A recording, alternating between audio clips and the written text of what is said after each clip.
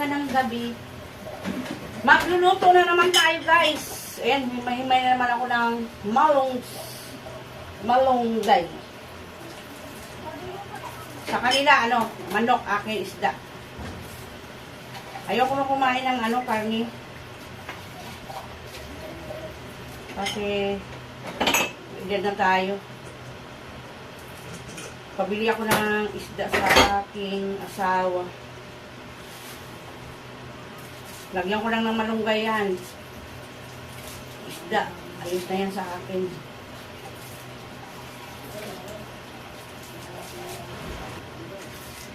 Si Bunso, naghuhugas. Si Bunso ang tagahugas ko. Ayan, oh.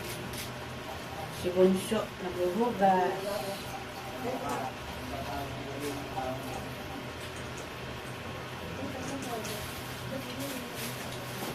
Malunggay tsaka alugbati na naman ako, guys, sa aking uulamin. Naluto ko na ito. Vlog ko lang para may pang-upload ako. Kaya wala tayong vlog. Wala tayong mga video. Kailangan mayroon tayong ina-upload palagi.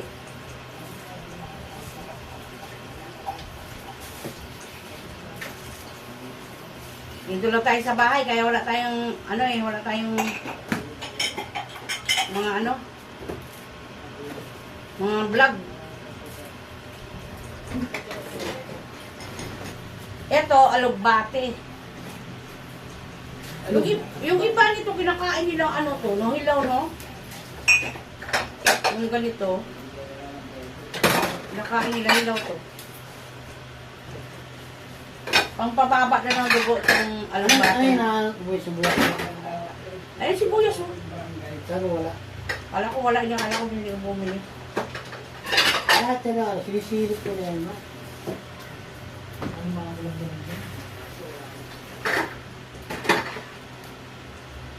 Namili kasi asawa ko kanina ng mga ulam namin. Pero hindi siya namili ngayong linggo, naglaba. Siya ang una naglaba kanina. Tinapos na ni Bunso kasi si ate nagpapatulong sa project niya. Ay, mahirap gawin yung project. Patulong sa tatay niya. Ang hirap din ng ngayon, mga project ng mga bata. Yan, manok yan. Inano ng asawa ko yan kanina. Binili. Yan, manok.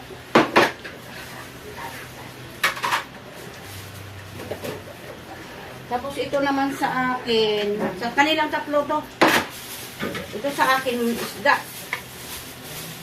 Sariwa itong isda na to. Ayan, oh. Makintab pa yung mata niya, guys. Ayan, makintab pa yung mata.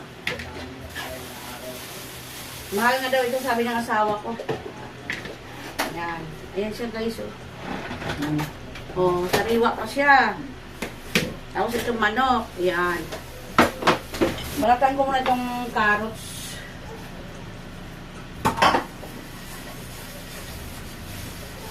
Lagyan ko na lang ito ng gawin ko na lang kalderita o apretada na lang itong manok. Masasawa din kasi mga anak ko sa puro prito palagi. Hindi naman kami nito, sumama si panganay doon sa tatay niya. Eh, ito yata ni-request sa tatay niya.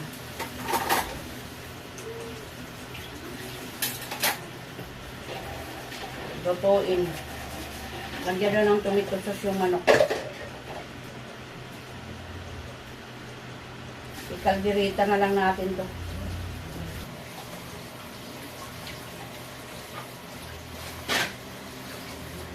Yan! Kain ka muna yan. Ito yung manok guys, oh. Nilinis ko.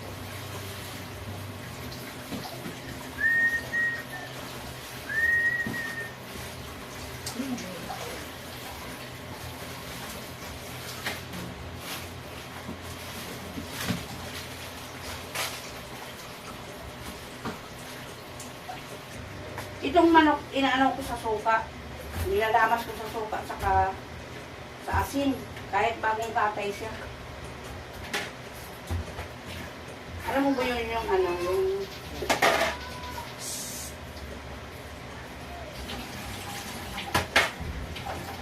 Lagyan ko muna siya ng asin.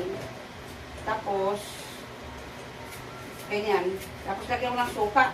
Para matanggal yung, parang ano yan, dulas. Manok guys. Hinahamas ko sa asin. Tapos suka. Nilagyan ko ng suka. Yan o. Nilalagyan ko ng suka yan guys. Nilalamas ko sa suka, sa asin. Para yung ano niya. Di ba may parang madulas? Ano ko yan? Nilamas ko sa asin sa suka. Para yung ano niya. Katulad bumili ako kahapon, umagawa. Bumili ako ng 6 na piraso. Ay, hindi. May isang araw pa. Kahapon yun. Hapon ba yun? Hanggang ngayon, inabutan pa ng ano, tanghalian namin. 6 na piraso. Nasawa na yung mga anak ko. Ayan, tapos na ako guys. Balik tayo mamaya guys sa aking pagluluto. Eh, sabay ko na ito guys, yung luya Ano at saka... mga buko? Ano yan? Buko. Anak mo yan? Yan. Isa na dyan na po. Sandali lang. Pag ganito oras guys, marami nang bumibili.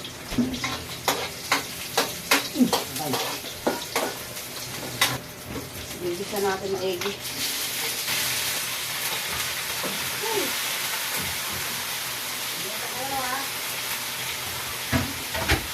Lagyan ko ng tangnad guys para ano siya.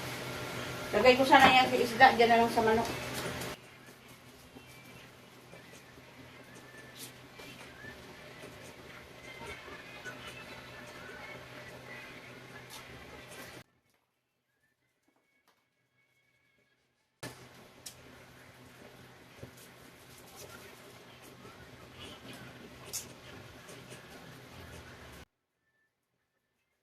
Nilagyan ko ng limagdi pa ako konti dito. Ay, kunting ano lang yan guys, kunting kapis. Kasi lagyan ko pa ng yung lalo na Ayan. Para magkalasa lang siya. Lagay ko na yung tomato sauce guys.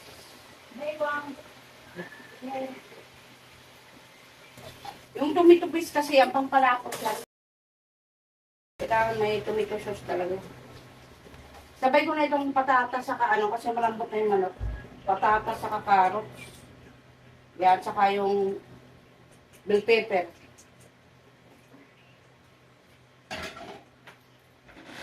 Lagyan pa natin murti guys ng ano ng tubig. Kasi lalapot yan sa ano sa tomato paste.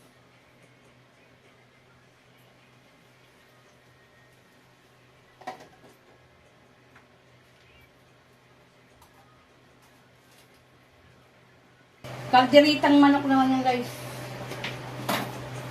Kalderitang manok. Ayan. Yung aking niluluto guys. Luto na rin itong kanin. Yan, nilagyan ko ng ano yan guys. Kunting asukal, saka asin kasi kulang sa timpla. Kaya nilagyan ko. Palambutin ko pa kasi yan kaya nilagyan ko ng sabaw. Masarap kasi yung manok pag malambot guys. Ayan yung aking isda. Sariwa yan guys oh. Wow. Sariwa yan. Yung taba hindi ko na tinanggal. May taba kasi. Yan. Inulog na natin. Yan. Kumuha ka sumpang dito na. Usual guys. Ulam na naman natin ganyan. Malunggay tsaka ano. Ay Diyos ko mainit guys. Mainit ang aking ulam. Ayan. Ayan guys oh. Lipat ko na sa plato yung ulam namin. Paborito ni ate. Si ate nag-request ito. Dapat prito ito eh. Ayan siya oh. Lagyan ko ng isda yung isa niyan guys. Ayan. May tanglad pa yan guys. Pero sa tingin ko dito, hindi dito aabot bukas. Ulam namin. Kasi pag mapasarap si Bunso ito mamaya, hindi yan aabot hanggang bukas guys. Kailangan yung hita na yung makita nila agad yung hita.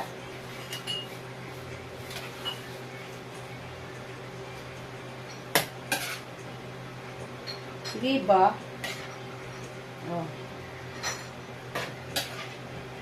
Kailangan may sabaw yan palagi yung ano natin. Pag walang sabaw yan, ako. Sabi naman ni Bunso, ba't walang sabaw?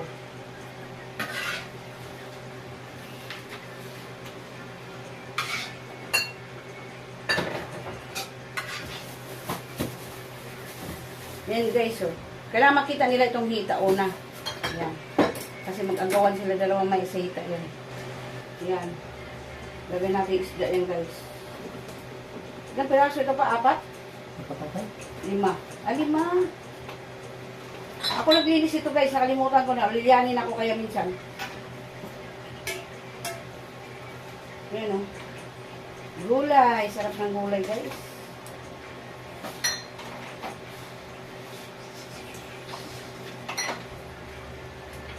Ganyan lang ako magluto ng sinabawan na isda. Sariwa ito guys eh. Isda na to.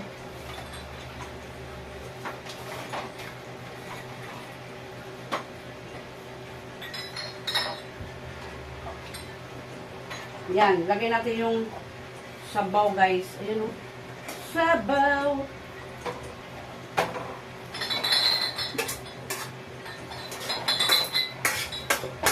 Mas masarap, maraming sabaw. Yan, sabaw talaga yan.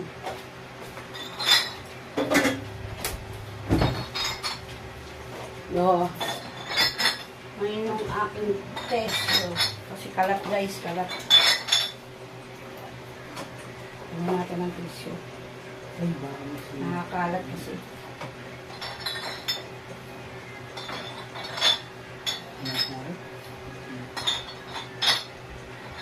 Ito na guys.